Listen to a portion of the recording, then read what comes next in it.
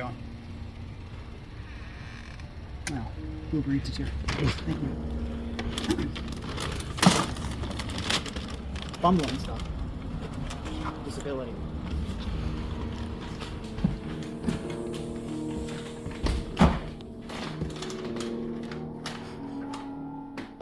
Initiating podcast download.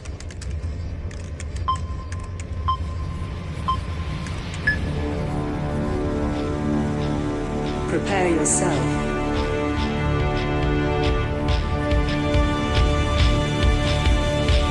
Put on your spandex. Lace up your boots. Wrap your wrists. Hide your razor blade. Head to gorilla position.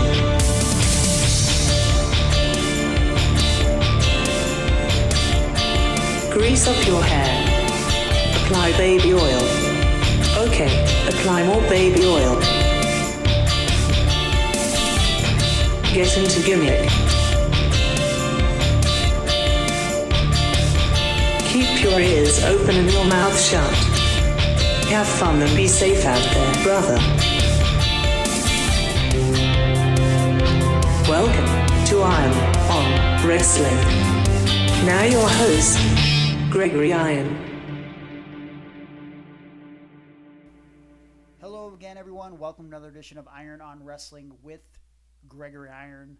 I'm your host, Giant Greg Zales, and I'm happy to be here. Episode 227. Oh, thank heaven. And what a show we have for you today. We're going to be talking about my week. We're going to be talking about the upcoming Halloween season, some Halloween memories. We're going to talk about the changes coming for Impact Wrestling because we're going back to TNA, baby. And back for the first time in several weeks, we're going to have Aaron Bauer and some updates on what's going on in his life. Today, it's just me, but also my lovely and incredibly handsome producer, Sean Flash Robbins. Hello, my friend. Hello. Good to see you. Hey, it's good to see you. How's life? Life is good, man. Life is good. What's new? Not much besides wrestling stuff, but outside of wrestling, I had a Halloween party over the weekend. That was fun. Did you? I did. I was not a wrestler. I was gonna be, but I wasn't. Okay. I was a rapper called MF Doom. Rest in peace. Now, for the people who are listening and can't hear me because there's no camera on me, I am kissing my fingers and then touching my heart and then kissing my fingers again and then touching my heart and then pointing up to the high heavens where MF Doom, the mad villain, well, half of mad villain, rests. How do you know he's resting in heaven?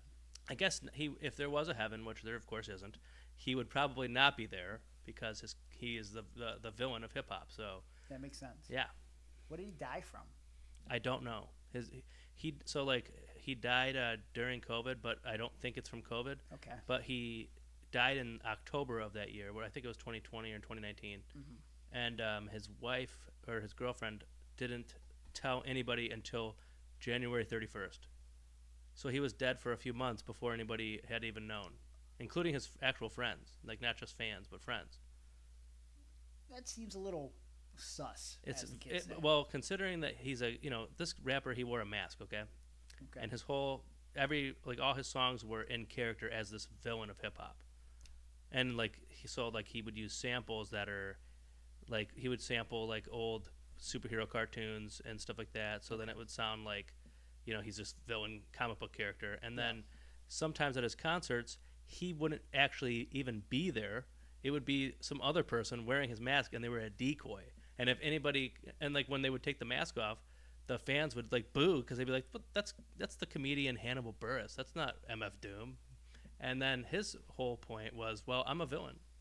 So it's very Andy Kaufman, Tony Clifton. You know what? Yeah, that's a great comparison. It's very similar to that, except if Andy Kaufman was if Tony Clifton was a rap character and not another comedian. Yeah. Yeah. Oh boy. Well, the party went over well though. It did, but this is the first year where no one called the cops on us. Well, that's a positive thing. Yeah, that is. The one time they called the police on us because they said that we were blowing fireworks off of our balcony, which of course we weren't. Okay, well that's good. And then the one year that someone called the police and I was Frankenfurter from the Rocky Horror Picture Show. Yeah. So I was essentially wearing lingerie. And I got to be honest with you, when I went out in the hallway, because I don't let the cops in, I was pretty sad that they kept eye contact the entire time. I was hoping they were going to check out my sweet, sexy body, but they didn't. Yeah. They were very respectful, unfortunately. Well, it's just you probably made people uncomfortable by wearing a suggestive outfit, and just I don't know, like just people they don't know how to react to things like that, and I just think it's I don't understand why someone would wear any type of outfit like that. Hold on a second, I'm looking for I have some gum here. Oh, it's on the floor there. Somewhere. You might have to bend over and get it. I'm sorry.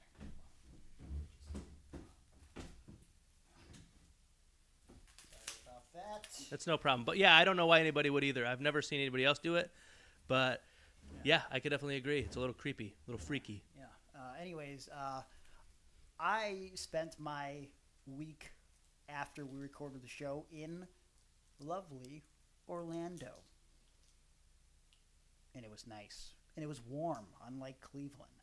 And I didn't really want to come back. I was with the Garganos, Candace, and Johnny, and young baby Quill. And it was very, very nice. Quill is just over a year and a half now. And he's growing to love Jey Uso. So we play Jey Uso's theme a lot. And he does the Jey Uso hands. And it's the most adorable thing. I'll have to post a video on social media. And I don't know, we went to Disney. We dressed it for the Mickey's Not So Scary Halloween, second year in a row. Last year we were the Rescue Rangers, Chip and Dale. This year we were the dinosaurs from the ABC property in the 1990s. Do you remember dinosaurs? I do. And I saw your costumes and I thought, chef's kiss. Listen, I impressed myself. I mean, I'm my own biggest critic for most things, but I did really enjoy our costumes. I think me being Robbie, I was a little worried about it first, especially with the hair gimmick that Robbie had. It's very tall, very spiky, but my beautiful girlfriend Hannah came up with the idea of taking foam, making it hardened, painting it green with some yellow tint to it, and then Candace, who's also a genius, took some Velcro, put it on the top of a swim cap for me, and just kind of pop, pop, pop, pop, pop on the top. And impressively enough, there was a lot of young kids that recognized me as Robbie from Dinosaurs, which I didn't really expect, especially for like a previous generation of like 16 to 20-year-old kids to know that. But it was very enjoyable. And the next day we went to Universal, did some haunted houses. Johnny Gargano is a pansy. He's never been to a haunted house in his life. That's so this was crazy. his first experience in a haunted house. But he didn't want to say he was scared. Though he said it without saying it by saying like, okay, man, you have to lead the way in these haunted houses. I said, why? He's like, you're the leader for this. And I'm like, okay, I see where this is going. But it was interesting being a part of something with Johnny to where he was experiencing it for the first time. Yeah. And it was funny to me that he didn't even without never being in a haunted house, he was like learning the psychology of a haunted house after each haunted house. Like he's like, okay, I get it. So what they do is they show you like a TV monitor over here with something happening, and then someone will pop out from the other side. I'm like, yeah, that's how it works. He's like, or if you see like an opening, someone's gonna come out of that opening. And I'm like, yeah. Or if there's like a flashing light, something's about to happen there. I'm like, yes. And so he said he's willing to do it again, which is a good sign. Also, a little side note, a gentleman who is the creative director at Universal Studios, so he helps organize all of these houses. So they have like IP haunted houses, but they also have original ones. That's cool. He's the head of the creative team that comes up with what IPs they're going to use, what original haunted houses they're going to do.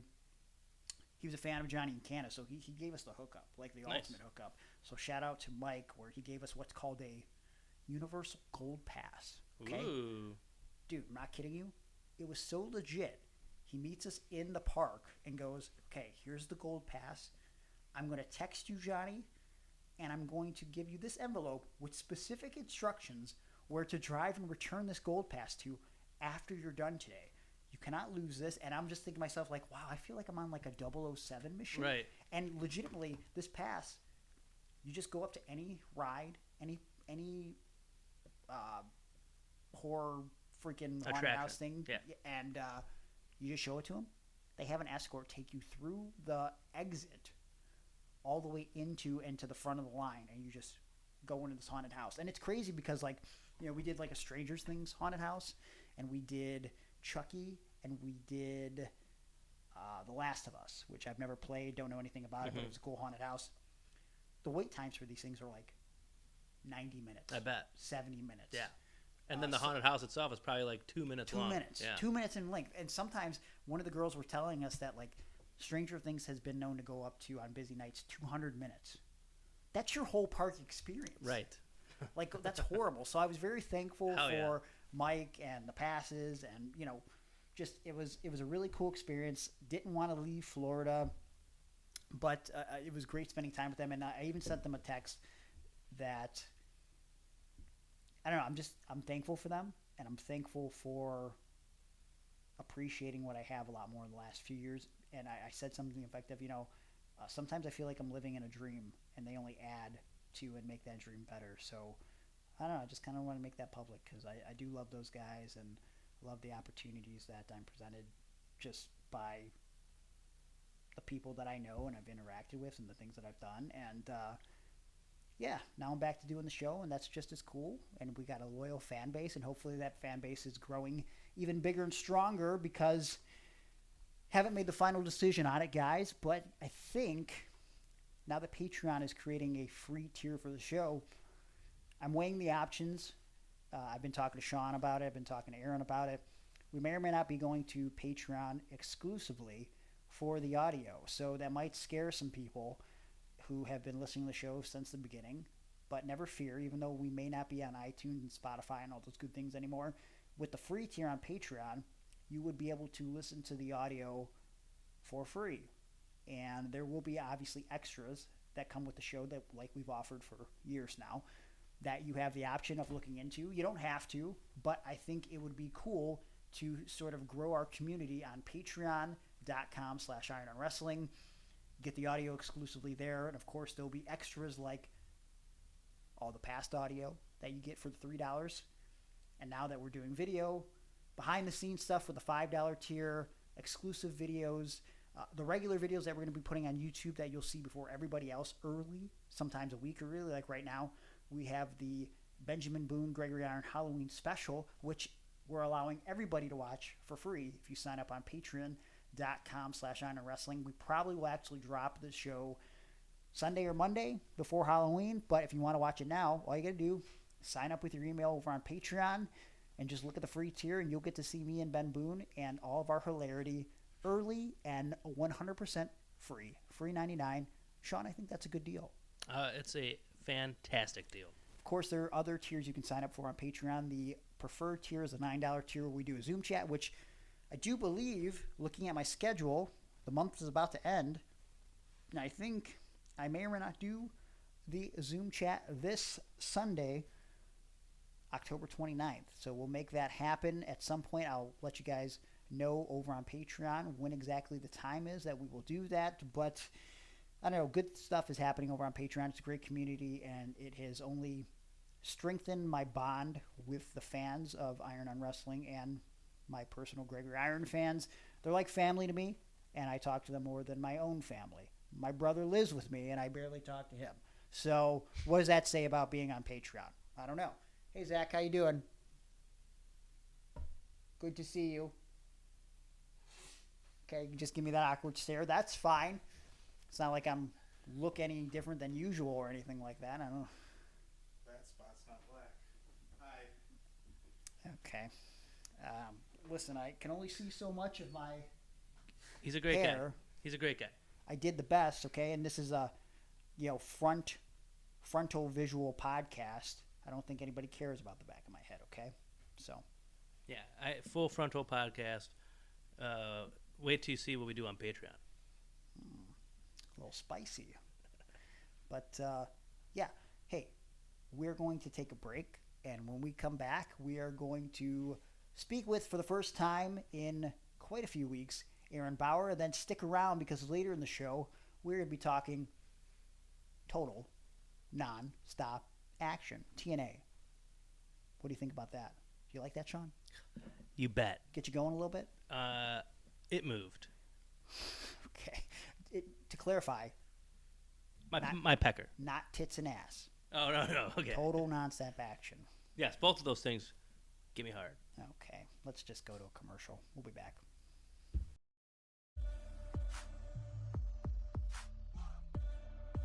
Sir, hello. Dude, they work on guy. What are you doing? Why are you acting like Razor Ramon with his bad form in the Ico Pro commercial? You talking to me, man? Carve you up. Talk like a normal person. Oh, I'm here because I'm working out. Oh, from TNT Health, baby. Have you tried it? We know that Aaron's tried it. In fact, since the start of the year, Aaron's lost over 50 pounds while using supplements from TNT-Health.com. TNT Health is focused on your overall comprehensive health. They help track your eating, your workouts, and your supplements. TNT Health sells results. I use the creatine, the glutamine, and you think that I'm not using the protein powder?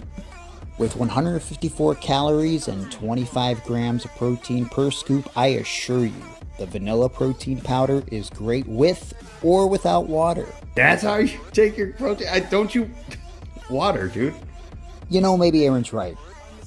Use it with water or milk. Go to TNT-Health.com right now, buy any of their great products and save 10% off with our promo code IRONON. TNT Health. Your health today, Not tomorrow. Unfortunately, we had some technical difficulties, and at certain points, Aaron's audio is unintelligible. We are sorry for the inconvenience, and it hopefully will not happen ever again. And we're back. And when I say we're back, I don't mean just me and Sean. We are welcoming back to the show for the first time in quite a few weeks. Ladies and gentlemen, the one, the only. It's me. Pardon the interruption. Yeah. It's Ari Taylor, the Red Rooster. Okay. My Yeah. favorite move is a chicken wing. Also a delicious item to eat at any nutritional store. Good to see you. Glad things have not changed. Interrupting me again. I like that you're finally dyeing that beard of yours. Okay. You look like Jim Nagy a little bit. I dyed my beard for the costume. I am Giant Greg Zales, okay? That's such a good name. Thank you. How did you come up with that? Well, see, I based it off of the wrestler Giant Gonzalez, and then I changed the Gon to Greg. So that's how I landed on Giant Greg Zales. I thought it was pretty creative. Yeah, I thought Giant Dongzales because I have a giant dong. Okay. So it's real big. It swings. Very Talk about my dang-a-lang. immature. Very immature. Hey, did you, since I've been gone, which is also a good Kelly Clarkson song, Yes. did you guys get those Foreskin Horseman shirts made up yet? We have not made the Foreskin Horseman shirts yet. I don't know if that's a thing that is catching on with the folk. Dude, do you think Terry Taylor would have been a perfect addition to the Four Horsemen in some incarnation? Probably if he didn't do the Red Rooster gimmick. Sure. I mean, I feel like him joining the Four Horsemen would have gone over just as well as Paul Roma joining the Four Horsemen. Yeah, but what if he would have denounced the rooster gimmick? Maybe. And been like, I'm not a rooster, I'm a horse. Okay, that's one way to go about it. Hey, how is your leg?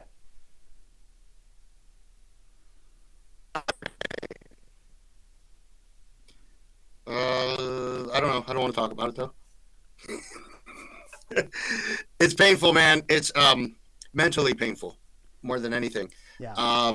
It hinders my sports watching. You know, I love watching sports. Yeah. Real or entertainment. and it's very, very difficult for me to watch sports. I can have it on the background, but I don't have my eyes peeled to it anymore.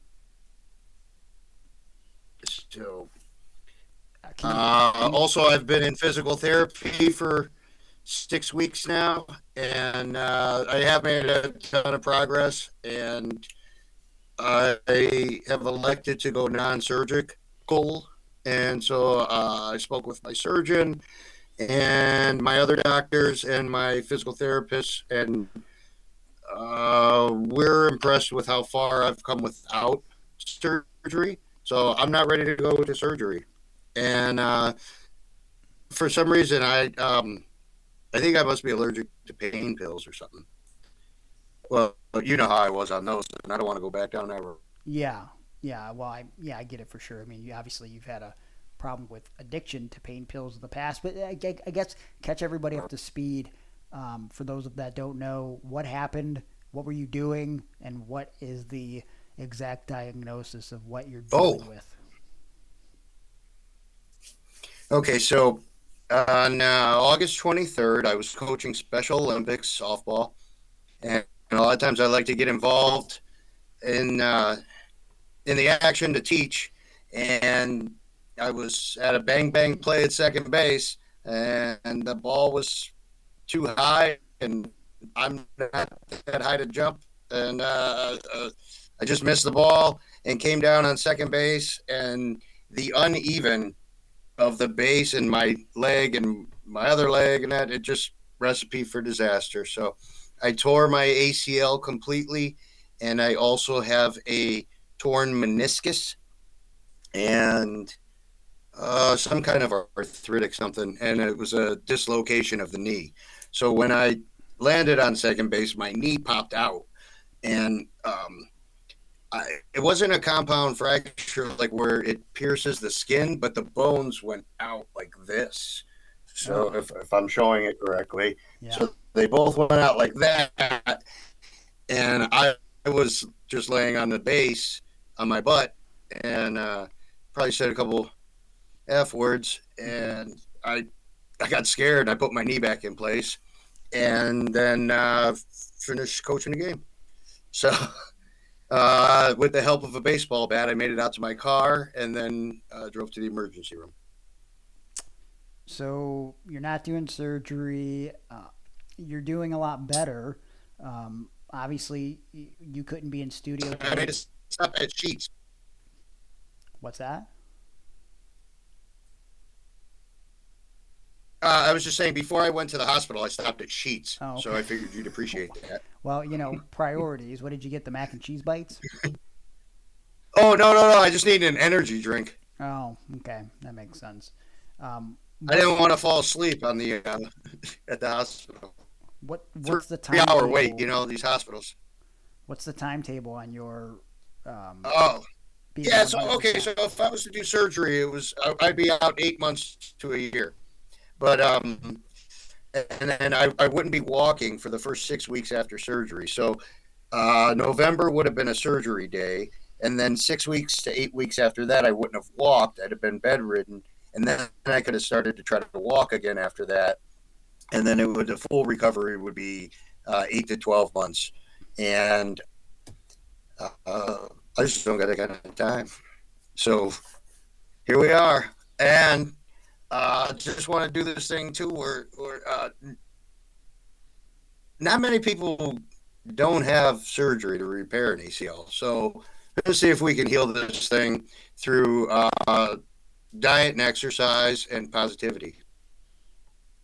You think positivity will heal your leg? Yeah, I'm guessing. No, but it is all in a frame of mind. Like I'm way past where most people should be right now.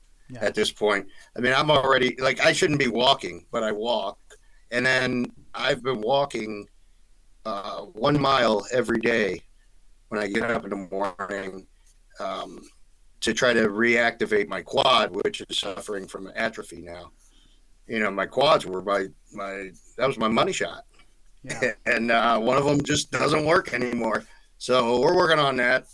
Things are getting better. Is that going to be a permanent thing? Like when you say atrophy, for those that watch wrestling, I mean, like they would know that from the Paul Orndorff situation with his arms. Oh God, yeah, I forgot about that. Yeah, no, I can't have that happen. Yeah. I can't believe you didn't think about that, because, like, God forbid that you have one limb that is freakishly different than the other. I mean, we can't have that. How could you even market that?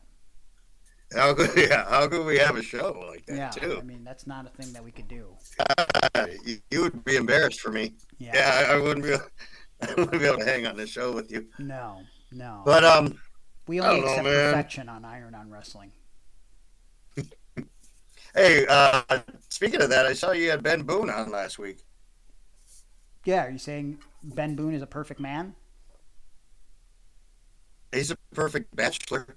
How come nobody snatched that man up yet? I was looking at him; he's so freakishly handsome. Well, I don't think he wants to be snatched up long term.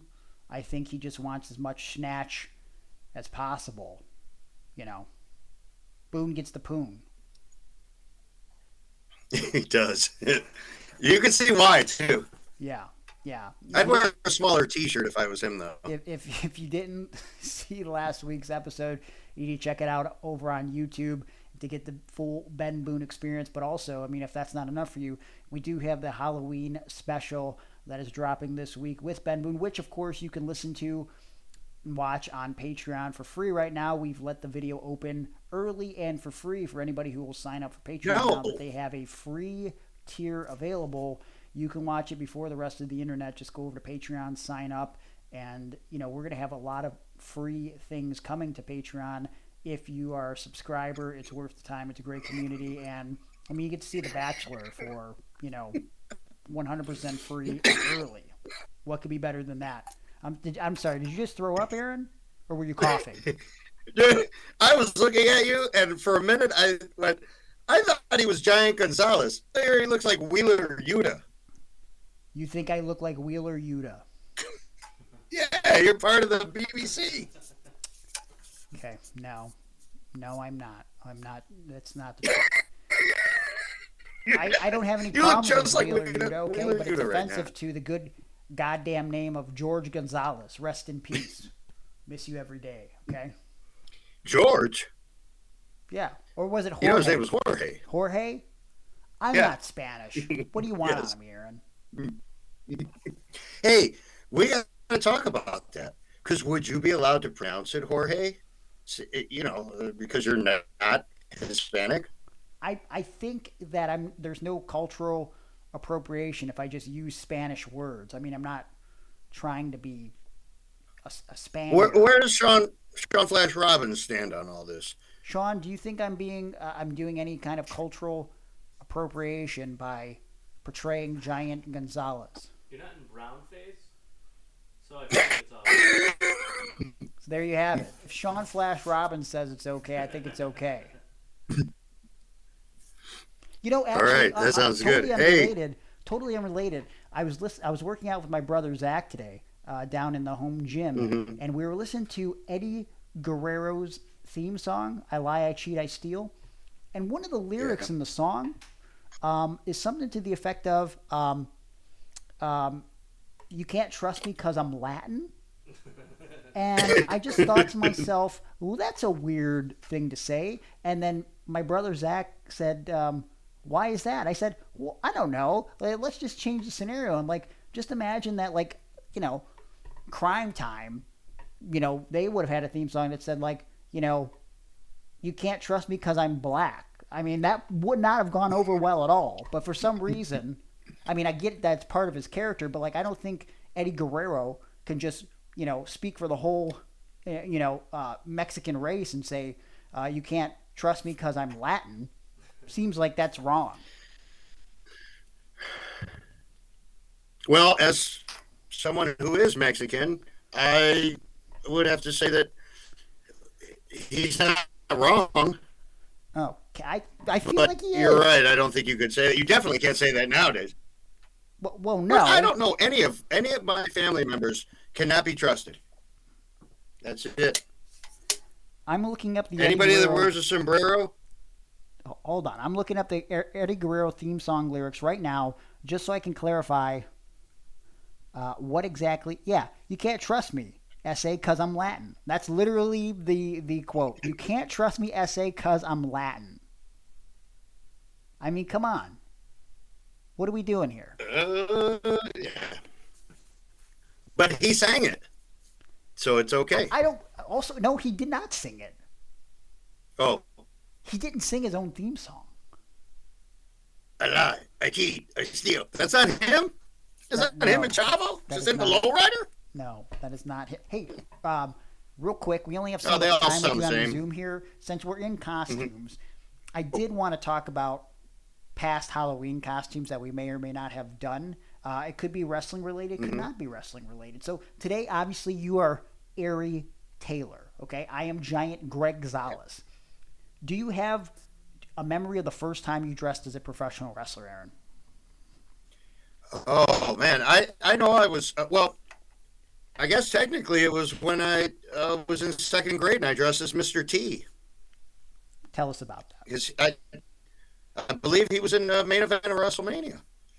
So, That's but good. I didn't know him from wrestling. Okay, I only knew him from like the A Team, and he was my guy. And I needed a Halloween costume. I came home from school one day, and my mom had a oh, this doesn't age well, a Mr. T mask for me, and it would cover my whole face. Okay. You know, and the parts that it didn't cover, there was paint. Oh, no. Well, back then it was okay, but anyway. Oh, boy. And then it came with a little toolbox and some gloves because B.A. Baracus used to carry a toolbox. So, I was Mr. T. Wait. Let's stop for a second. Is it acceptable? I mean, you did wear a Mr. T mask. So, we have to get a third party vote here. Sean, is it okay that in second grade, Aaron dressed as Mr. T, he wore the mask, but he painted his hands black? There's a lot riding on this here. Like what you say could put the nail in the coffin for Iron on I Wrestling. think his face was not racist. His face was not Because racist. he bought the mask. It was a product. True. His hands were racist. Your hands were racist, Aaron. That's the final verdict. Yes, he has racist hands, but not a racist face. That's good. That's actually a compliment. I feel like you know what, you don't have a racist face. I don't have a racist bone in my body. I would have to agree with that statement. Thanks. You don't either. Well, thank you. And neither does Sean Flash Robbins or anybody that's ever been associated with this show. Good. And I think that's important to point out so that we can continue to have a show. Hey, I was the Repo Man. And you could be the Guess Repo Man. what color I because he painted was my face? Caucasian.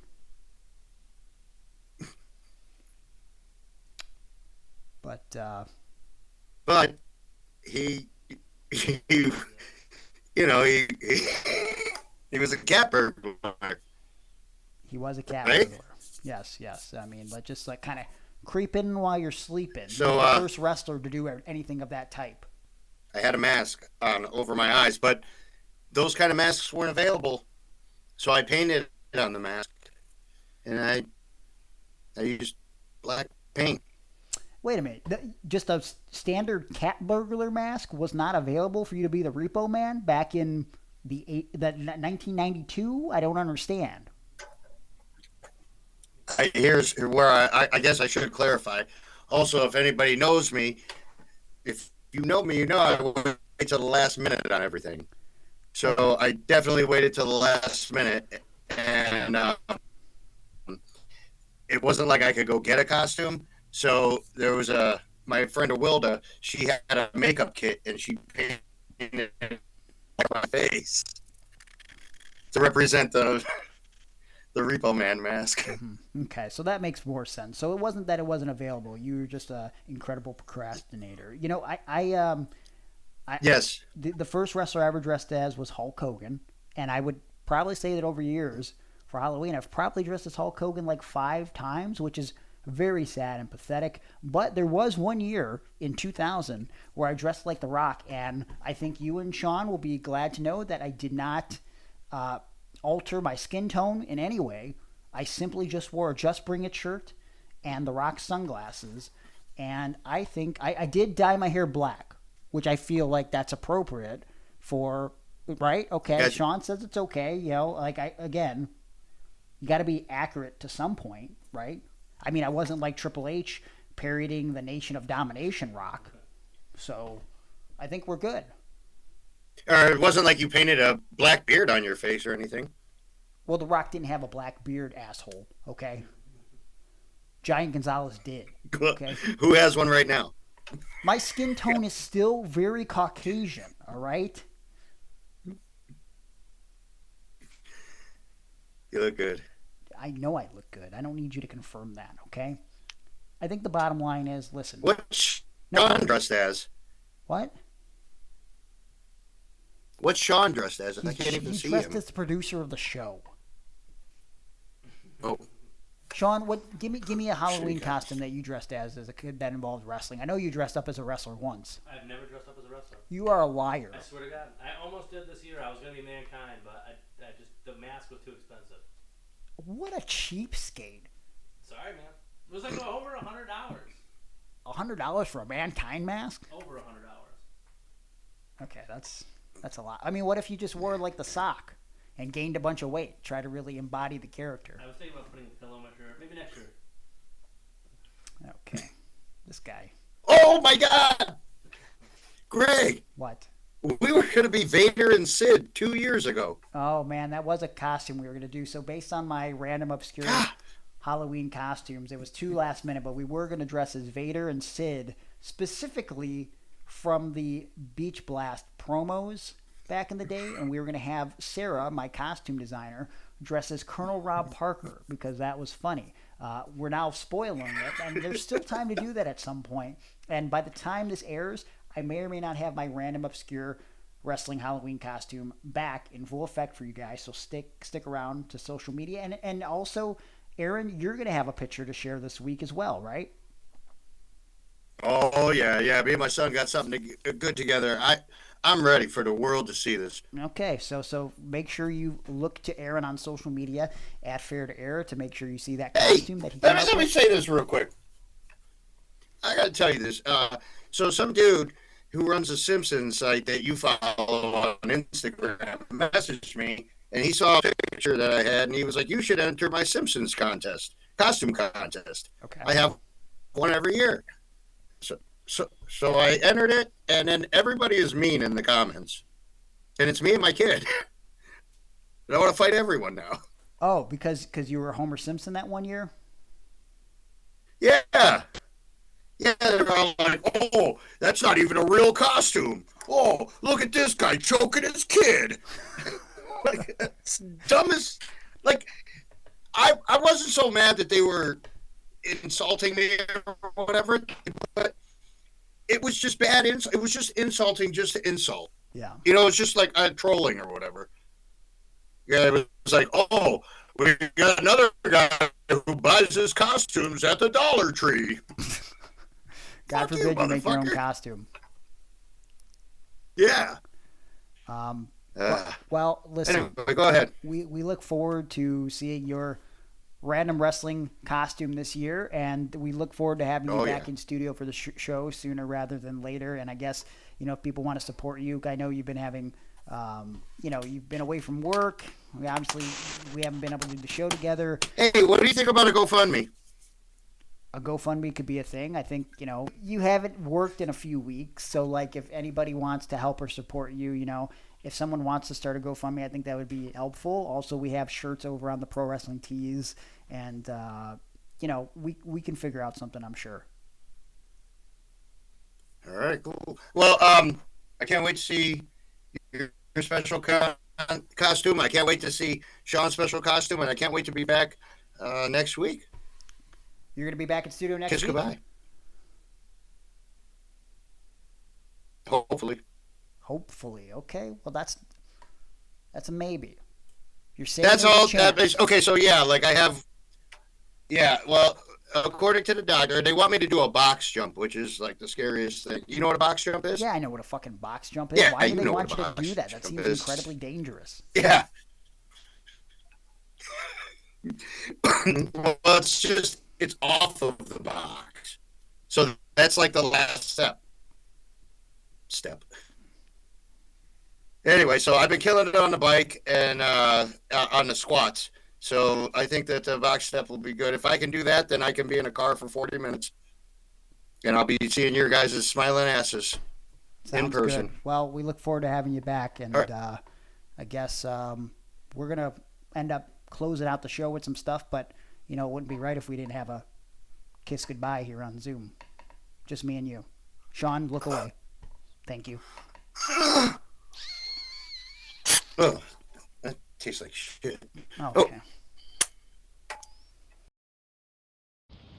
Hey, Aaron, why are you wearing this shirt? I went through my closet and I could not find one really good shirt with a good shirt design. But if I had a shirt that I could pick any shirt in the whole world that I would wear a shirt that had maybe this band, Metallica, but I want the drummer and the bass player on a cloud in heaven because their granddaddy passed away. Okay. And then on this cloud, there's a second cloud.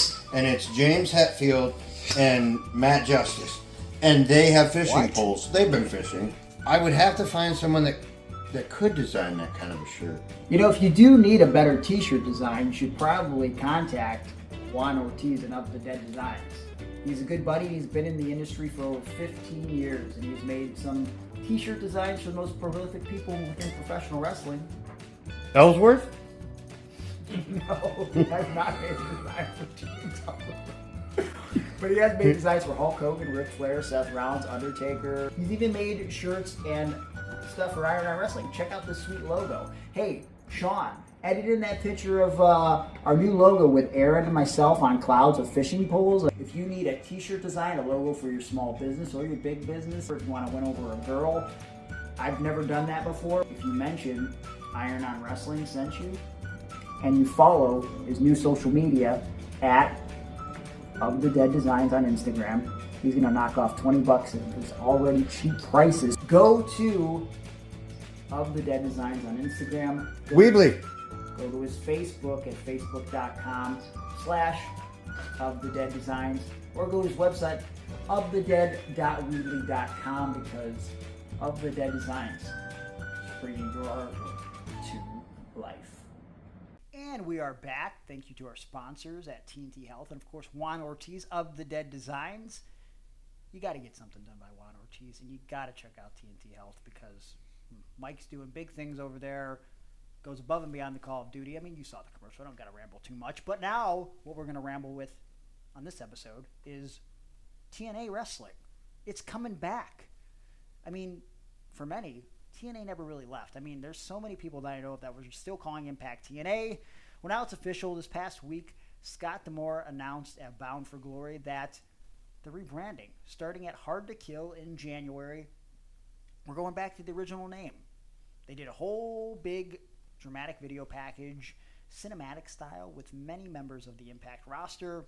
They opened up a chest of some sort, and all of these TNA memories came flowing out. And we're going to have some of those memories come flowing out of us in a thick, liquidy type of way, because we love the original NWA TNA. Don't we, Sean? You bet your butthole we do. When you think of the original TNA, what are your first memories? Because for me, it starts way back in the early Wednesday episodes, because I was just so excited for there to be some competition, or some potential competition, after the closing of WCW in 2002. So me and my buddy Andrew would order TNA a lot Wednesdays, and we would split it, because we were poor teenage kids. 5 and 5, $10 for a pay-per-view. Let's fucking do it, baby. Yeah. The first time I ever watched TNA was when it was on FS1, and it was Impact, I think, by then. I mean, technically it was TNA Impact. Yeah, sorry, TNA Impact, Yes. the show, because I know they did the Asylum stuff. Yes. And I just was flipping through channels, and then, as a wrestling fan, anytime I saw something with 3 initials, I'd be like, I'd stop if I was flipping through channels, and I'd be like, "What is this?" Yeah. And I remember very vividly being like, "Whoa, a 6-sided ring? This is insane! Whoa, Jeff Hardy's here? That's where he's been? Oh, that's where Kevin Nash and Scott Hall have been?" Yeah. And my mind was blown. Yes. But my favorite earlier memory of the old TNA days is when Christian Cage won the NWA Championship from Jeff Jarrett, because like for some reason, out of every pay-per-view I've ever seen, that's one of the ones I remember the most, and I don't really know why. I just remember my dad watched it with me. He didn't normally watch, so that probably had something to do with it. And he was like, "Isn't that Christian?" And I was like, "Yeah, it's Christian Cage." And he was like, "Is it not the same guy?" And I was like, "No, it's the same guy. You're right. Sorry." Yeah. And then I don't know. I was just really thrilled to see him win the title, and the whole pay-per-view was good. I mean, I think they had like a Monsters Ball match too. So I don't know. It was also TNA was my first taste of like a anti-WWE thing, and that just made it more enjoyable and made me root for them even more. I remember when they had Impact go on Monday night against Raw. Oh wow, yeah, that was a big deal. And then like I remember Raw was like, "Well, guess what we've got? Bret Hart returning for the very first time." Isn't it interesting that how anytime someone even remotely tries to oppose WWE, that's when they decide like, "Fuck you, motherfucker!" We're bringing out the big guns. And like I'm sure TNA was so pumped. They had Hogan and Bischoff at the time. They're like, "Brother, we're gonna go head to head." And then for the first time in, at that point, 13 years? Yeah. Now Bret Hart is actually coming back. Like, Jesus Christ. And now, of course, we did the thing a couple weeks ago with AEW and TNA and or AEW and TNA, AEW and WWE, and they stacked the show. They put every guy that they would never put on NXT over on NXT, like Cody, Undertaker, John Cena, LA Knight for no reason as a guest referee. Made no sense whatsoever, but the crowd was pumped for it. Right, because we had NXT and AEW head-to-head, and Cody Rhodes was on one show and Adam Cole was on the other, but it's not what you think. Yes.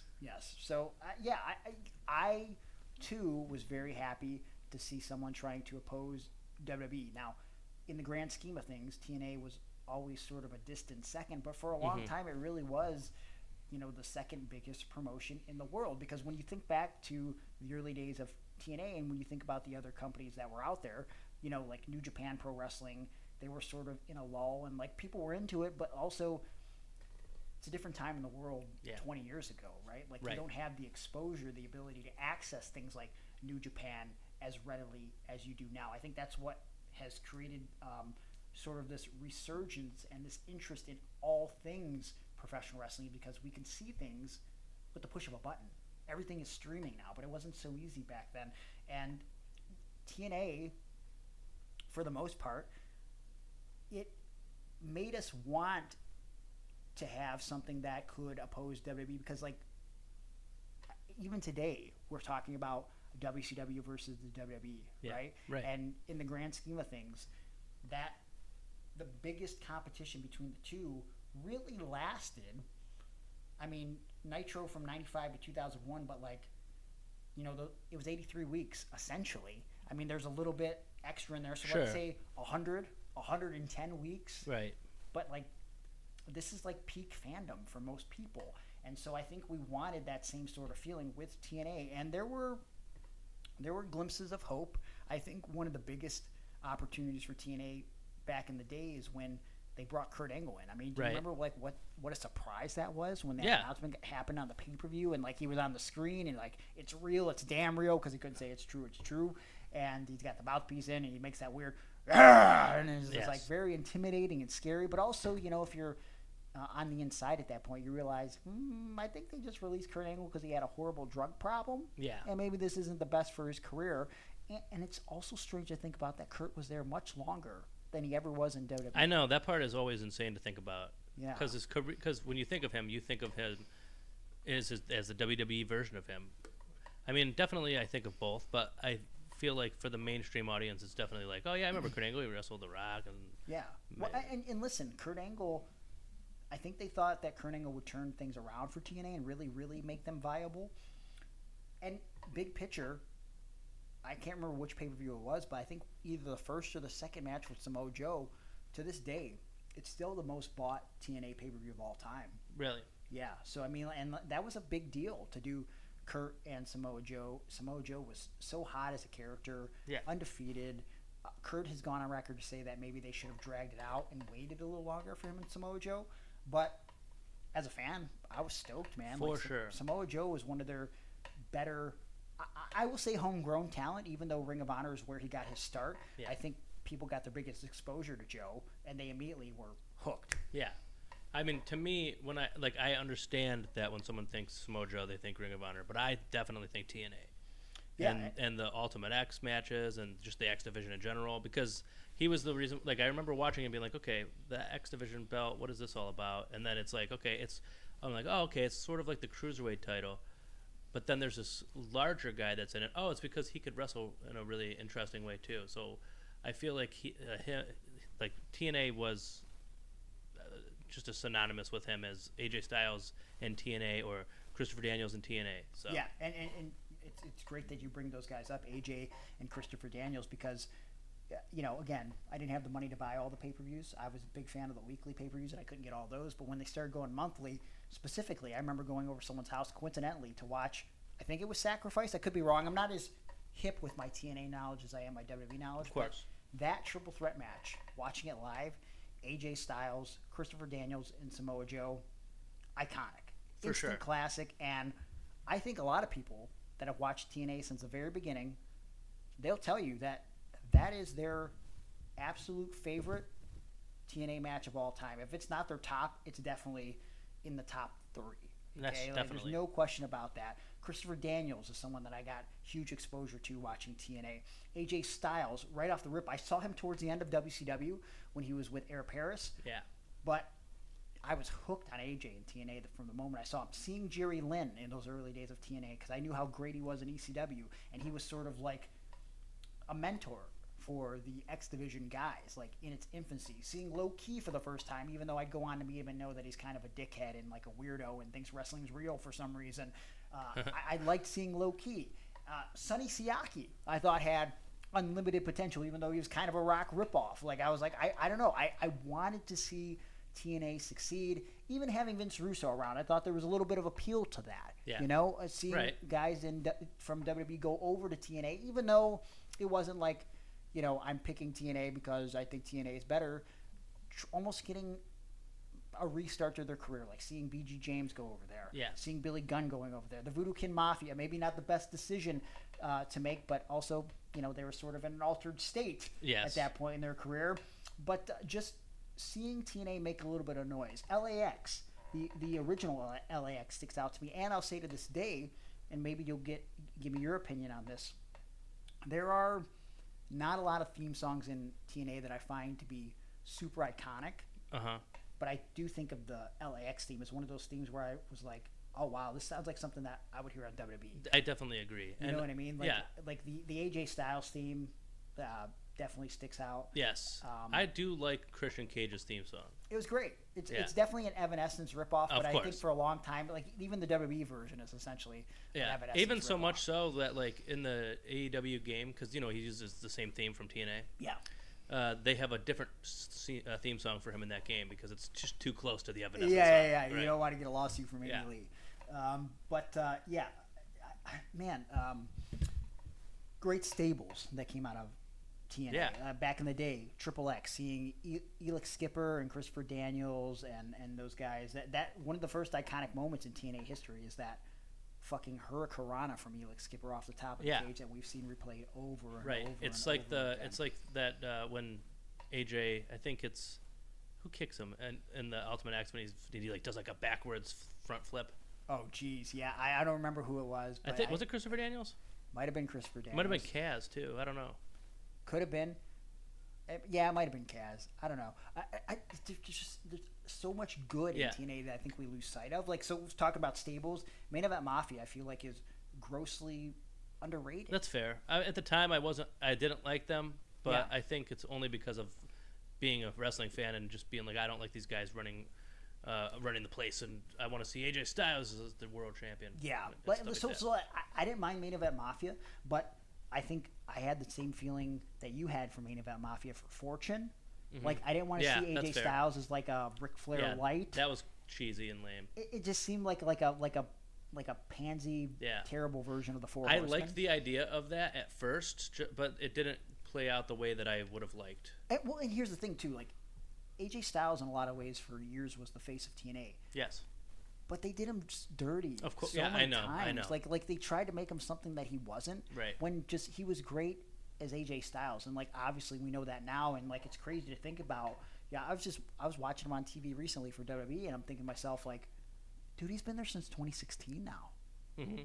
Like that's right. 7 years. It's insane. It doesn't feel like that long. It still feels like he just got there. Yeah, and like just one of the best in the world. It's always been one of the best in the world. Yes. And it's great that not only he proved how good he was in TNA and sort of overlooked, because again, they always tried to change who he was. I don't think anybody really believed once he got to WWE that he would rise to the top. Right. But he did, and won the championship on a couple occasions. Right. And had some of the best matches with John Cena. Like if you think about feuds with John Cena and like some of his best matches, you think Edge, you think Randy Orton, you think stuff with Batista, but like also AJ Styles. And I think it's interesting too is like as you were saying how they did AJ wrong so much there, because like he's got the Gallows and Anderson with him all the time in WWE. I feel like they're like, hey, it's easier to be nostalgic for his career in New Japan after TNA because they didn't really do him dirty there. I mean, he was the leader of the Bullet Club and he was a badass. Yeah, I honestly think, and we could probably do a whole episode about AJ. Yeah. But towards the end, like having him almost be like a vigilante with the against the aces and eights and all that, I think was great, compelling television. Like where he changed his look for the first time and started to grow the long hair. I think there was potential there, but like in the end, I think he made the best decision for his career to do the stuff with New Japan, to not resign with TNA, and to just try to continue his career with WWE, and he's doing it at the highest level. Right? No doubt about it. I think back to, again, talking about the X Division, I loved, as serious as the X Division was, one of my fondest memories of TNA involves Kevin Nash. Sort of being a mentor for the X Division. Yeah, I like that too. In the most ridiculous way possible with the Paparazzi Productions and Alex Shelley. And I think that's the first time we got to really see Alex Shelley's personality. Yeah. And you should just Google, search on YouTube all the skits with Kevin Nash and the inside jokes and everything. Him even making light of his WWF Championship run, how it was the biggest drawing. He was the biggest drawing champion, which was the complete opposite. And they did the thing with Bob Backlund. All that was hilarious. But, talking about Alex Shelley, can't talk about Alex Shelley without Chris Sabin. Now these guys are essentially atop of Impact, now going back to TNA. Yeah. But Motor City Machine Guns, one of the best tag teams of all time. And there's so many great tag teams that came out of TNA back in the day. When you think of the Machine Guns, who else comes to mind for you with tag teams in TNA? So the Motor City Machine Guns, let's see, LAX, like you said. Yes. Some of the guys in Team Canada. Yes, Team Canada was amazing. Like that's where we get to see, like, Eric Young really come into his own. Bobby Roode, P.D. Williams. Dude, the first time I see the Canadian Destroyer. Fucking mind-boggling. And now it's just a transitional move. I know, it's crazy because it's still amazing. Yes. But, it doesn't win the match for some reason. And then... let's see, Team Canada. Well, later we get Beer Money Inc., and they were pretty cool. Beer Money was awesome, and like you would think after America's Most Wanted, which was one of the first iconic tag teams in TNA. It's like once they broke them up, it's like, what's going to happen with these guys from here? And obviously, Chris Harris really didn't go on to do too much. He took a shot at WWE, it didn't work out for him. But James Storm, arguably, you could say that he had a better tag team run with Bobby Roode as Beer Money. Yeah, I would think so. I mean, I forgot about America's Most Wanted for a second until you said it. Yeah. So, yeah, I would agree, and Bobby Roode's obviously great. You got so many great tag teams come out of TNA. Maybe not so much in the beginning of TNA. The women's stuff was not the greatest, but the Knockouts division, ahead of its time, doing stuff with women way before WWE ever gave it a chance. I mean, like you talk about Awesome Kong, Gail Kim. Yeah. Like that feud is sort of like OBD. Yes, opened the door to kind of be like, hey, ODB. These women are on the same level as the dudes. Yeah. And at the time, they were doing better ratings than any of the dudes on TNA. So like they started giving them like 2 or 3 segments on the show because they saw the potential and the worth in the ladies. Yeah, and it was well deserved because their women's division was top notch, and it still is now. Yes, I would agree 100%. Now, in the beginning, I think a lot of people gave Jeff Jarrett flack for being on top. I think there was a lot of comparisons to Triple H's Reign of Terror in 2002, 2003. I mean, it did always seem like when someone would win the belt, he would win it back on Impact. Yes, also true. But I got to say, with hindsight, I got a lot of respect for what Jeff Jarrett did. Yeah. And also, you know, listening to more and more podcasts, especially when TNA was in its early years, the mindset, which goes back to Jerry Jarrett and the territories in Memphis wrestling of, you know, you put the title on sometimes the promoter, and this doesn't apply for indie wrestling now, so this is not defending any shitty promoters that put championships on themselves, but like, you know, when you don't know who to trust or who you can rely on, who can you rely on more than yourself when you run the place? You know, like, you know that you're not going to be leaving to go anywhere else. Yeah. You know your vision for the product and where you want to go with things, so why not be the face of the company? Now, I'm sure there's going to be people with me that argue that mindset, but I think when it comes to drawing heat, Jeff Jarrett was incredible at it, and to this day, even though he has a podcast where we realize that Jeff Jarrett is actually a good human and very educated and smart, even with the Ric Flair's last match, real heat with Jeff Jarrett. Even with the stuff that he's been doing in AEW, real heat, I feel, with the AEW fan base.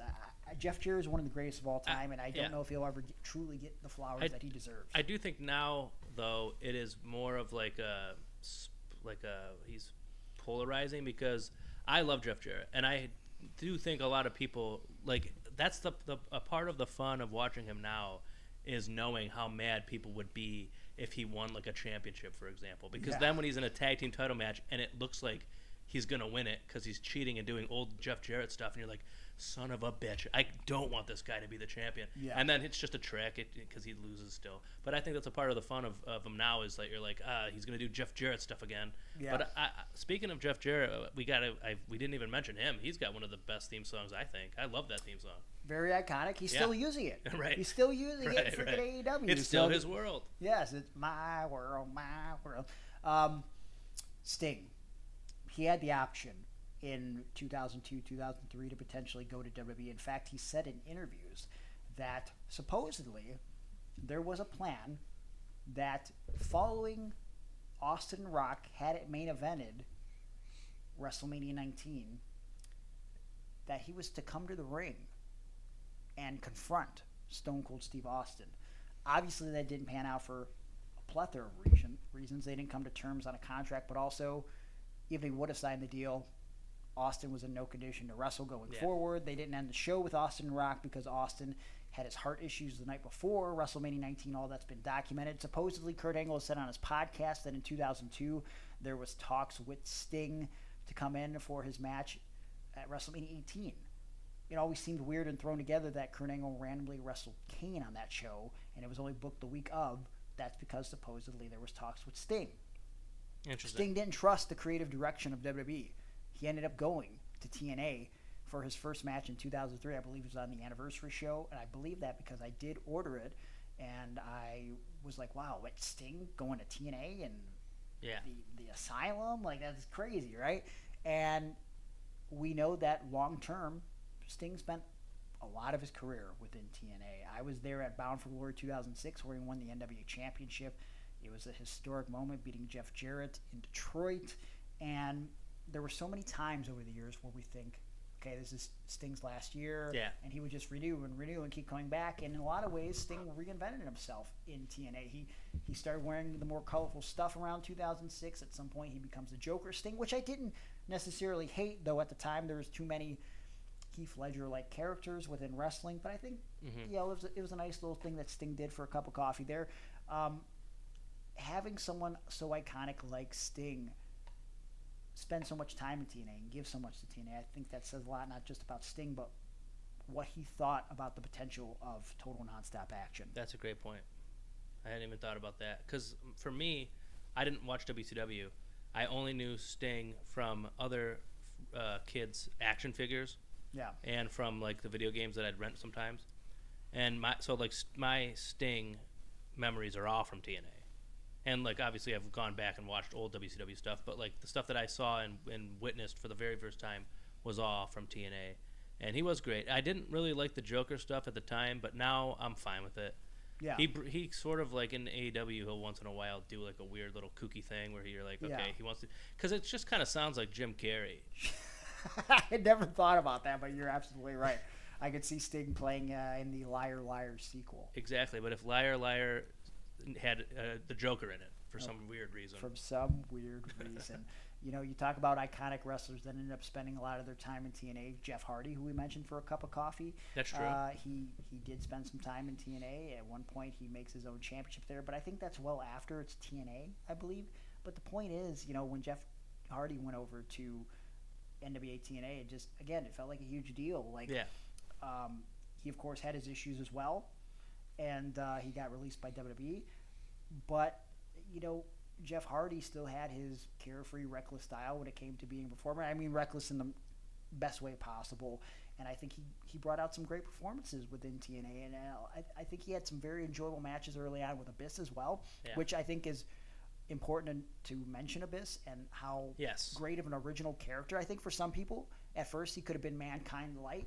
Sure. But I think Abyss really came into his own, and being someone that's worked with Abyss personally and knows the man behind the character to some extent, he's a good, honest, giving person.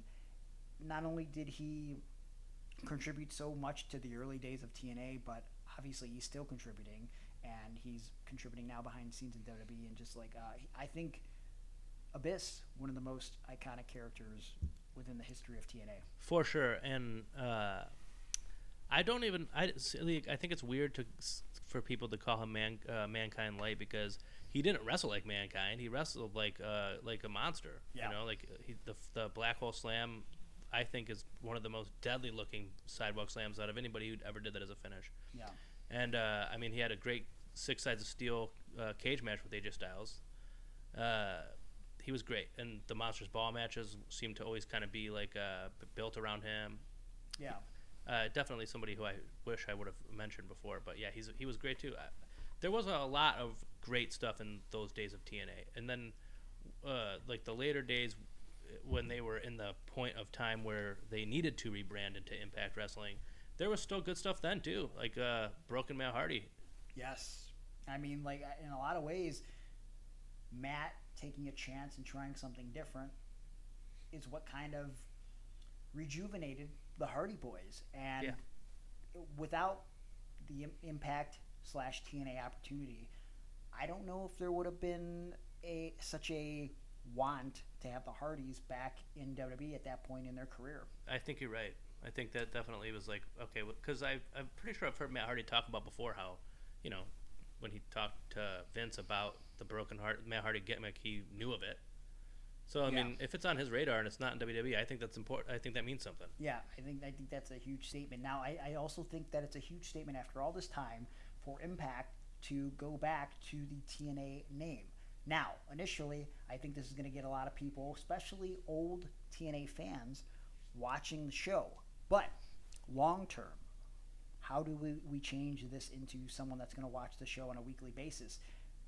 Do you have any thoughts on that, Sean? Is there something that you want to see from TNA that after you tune in and go, oh, cool, it's TNA again, what's going to make you, as a fan, stick around? Okay, so first of all, I know they don't have they're not going to do six-sided ring. They're not. They've already stated that. I mean, to me, it's a bit of a bummer, but I get it.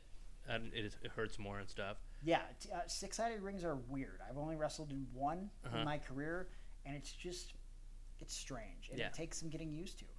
And then also they're not, I'm going to assume they're not going to be in the Impact Zone, which I think is part of what when you're thinking of those old great TNA moments, it's in that building. Yeah. So basically it'll just be the TNA logo on stuff again and new belts, which is fine. Yeah. Maybe if they had the debut of CM Punk, that would be a good reason to tune in. That could be a thing that could happen. I mean, stranger things have happened within professional wrestling. So I will say this, without giving away too much. for whatever reason, TNA has money, okay? Scott D'Amore has money. He signed Gallows and Anderson to a pretty big money deal. I'm not going to divulge contract numbers that I've supposedly heard, but we know that they were getting a lot of money before they left WWE that last time around. Scott D'Amore signed them to a amount of money that Gallows and Anderson were surprised they were being offered. Does Scott D'Amore want to invest the amount of money in which CM Punk will command? That is the true question. Short term, on top of the TNA name being backed, I think CM Punk coming in is definitely going to get some buzz for the newly branded TNA. But will people stick around? My thing is, so a little inside knowledge here too. I know, and I think this information is coming out now. They wanted to go back to the TNA name as far back as before the pandemic. What stopped that was the pandemic. From what I heard from people within the company was, and if you recall, they did a thing with Moose with the TNA Championship. So they were going to do a thing where they were going to revive TNA, and it was going to be like Impact versus TNA. So some of the old guys were going to come back and do TNA. Some of the new guys were also going to go to TNA, and they were just going to have this battle for who was the superior brand. Interesting. COVID-19 happens. That doesn't pan out. Apparently, a few months ago, they were considering going back to the TNA name, and originally they thought about Bound for Glory. For whatever reason, they didn't pull the trigger. They announced it at Bound for Glory. Obviously, now it's happening at Hard to Kill. But the point is, this has been something that's talked about for a while, because even though the name changed to Impact, and perhaps maybe some can argue that TNA, based on the idea that it was supposed to be tits and ass, maybe not the most marketable name in the world. Right. The TNA chants never stopped. You know, I guess you could chant Impact Wrestling, clap, clap, clap, clap, but there's something about TNA, so I don't know. So they're going back. What's going to keep people around? For me, it's going to be something unique and different, but even though I don't follow the Impact product, I do know that from all accounts, from people that actually do follow Impact, it's very underrated. Yeah. And I know they have a lot of incredible talent, specifically one person that is not a TNA original, but someone that they've really invested their time and effort in over the years is Josh Alexander. I love Josh to death. He's one of the greatest wrestlers I've ever been in the ring with. And even before other people started to realize it, I would tell anybody that listened, Josh is one of those few unique athletes that brought me up to a level that I didn't even think was possible. And I think that says something about a performer when they can take someone and just bring things out of them that they didn't even know was possible. And I think that's what Josh does with anybody he gets in the ring with. And I think with someone like him being a huge representative for the company, I think with still having the investment that they've created in Sabin and particularly Alex Shelley now as the champion, he's finally getting his flowers on top. I think they have unlimited potential. And I think if someone like CM Punk were to sign with the company, I think that could breathe new life into this rebranding to an old brand in TNA. But what does the future hold? Only time will tell. We'll have to wait and see till January. I know I'll be watching.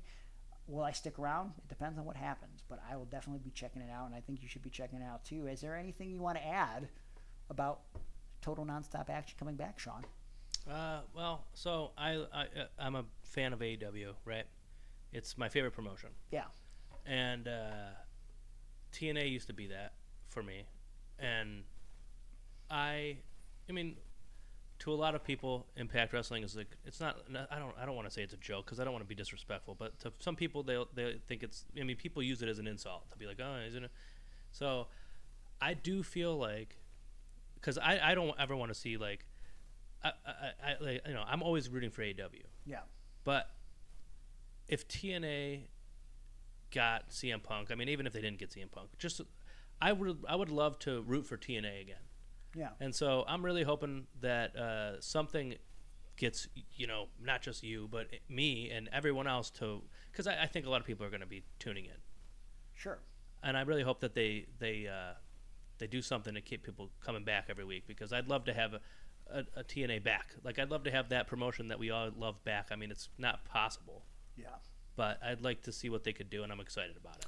Well, I will just end with this. If they can't get CM Punk, on that first episode of Total Nonstop Action, in order for me to create emotional investment, to go back to the TNA that I know and love, I'm going to need to see a midget jacking off in a garbage can.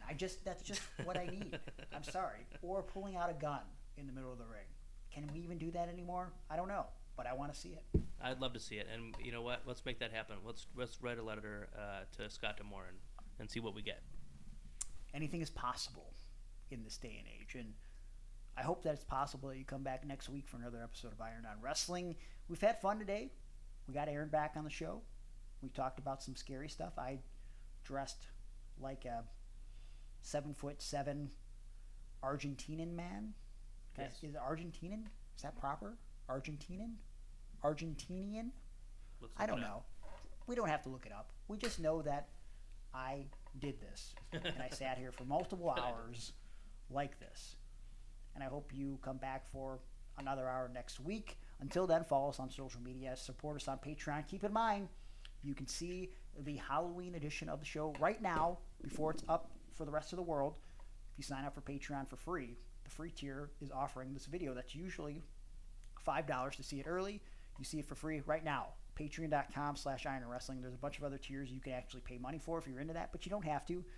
Keep in mind, we might be using audio only over on Patreon. No more iTunes, no more Spotify. I'm heavily leaning this way. It's just the way it is. Get used to it, okay? Or else you'll never listen to the show again. No big deal, right? Okay, you'll just be missing out. Okay, sayonara. Patreon.com/Iron Wrestling. Follow us on social media at Iron Wrestling. You can follow me on social media. I'm Gregory Iron on X, Twitter. Gregory_Iron on Instagram. Facebook.com/The Handicapped Hero. You can message me there for pro wrestling speaking engagements and pro wrestling seminars. You will be seeing me November 11th. If you're in the Ohio area, I'll be at Mega Wrestling. I don't wrestle in Ohio often anymore, so if you want to see me, check out megawrestling.com for all the details on that. ProWrestlingTees.com/Gregory Iron for my shirts, Aaron shirts. Buy some Aaron shirts to support him as he's out of work right now. Rod Destiny shirts, Iron on Wrestling shirts. Cameo, I can give you a shout out of some sort. Cameo.com, just search Gregory Iron. Sean, would you like to plug anything? I'd like to plug you. Okay, that seems sexual, but I can understand why you would say that in the outfit that I'm wearing currently. I guess that's all. Until next week, hope you guys have a safe and happy Halloween. Make sure you check all those small candy bars for any like saws that may be put in there, poison of some sort. We know people like to do that. Razor blades, yes. Heroin. Though, if you're an aspiring wrestler, it might be okay to find a razor blade in your candy, so you won't have to go to the store and buy it yourself. That's right. Until next week, Sean, I'm going to have to give you a loving, sweet, sugary, Halloween-like kiss. Goodbye. Is that okay? You bet. Okay, let's do it.